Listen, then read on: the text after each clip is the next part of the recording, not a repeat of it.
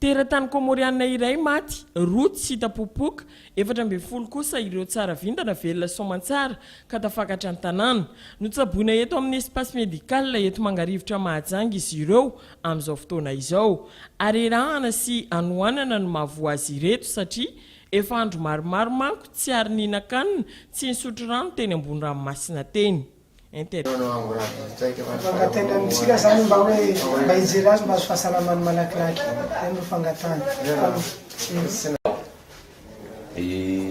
Yaho problem tini. Izy marara mivaniana azy. Raha ohatra ka izy mila mitsotra kely, lasa sahirana izy satria enjana loatra vaniana azy, tsy afaka mitsotra izy. On a sauvé au large là jusqu'ici. Et nous, on a perdu depuis lundi jusqu'à hier qu'on a trouvé. C'est 9 jours, sans rien manger, rien à boire. On sort en juin vers Mahedi pour la pêche. On a perdu. Mais on était 17, jusqu'ici on est 14, pas de 300 disparus.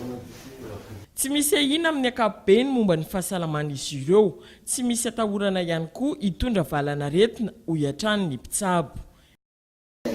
Général zany efa mahazo prise en charge daholo le marary amin'izao tena marina tsy dia misy hoe naratra zareo fa ny ankamaroany zany resaka arerahana daholo zany hoe tsy fanamony hoe tsy fampihana sakafo satria araka ny filazany zareo dia eo amin'ny eninandro eo izy no tratran'izay tafiotra zay nateriny tately dia eto ampelantananay moa zany afaka mametraka ny alimentation ny resaka sakafo ny zavatra azo omena azy zany. Avy tany en juin, akany Moely ireto mpandeha ireto izao trahadozy izao ka nafefiky ny onja tany amin'ny vavarano Mahajamba ho maly alina ka noentiny tatsambo malagasy teto Arantany maraina teo.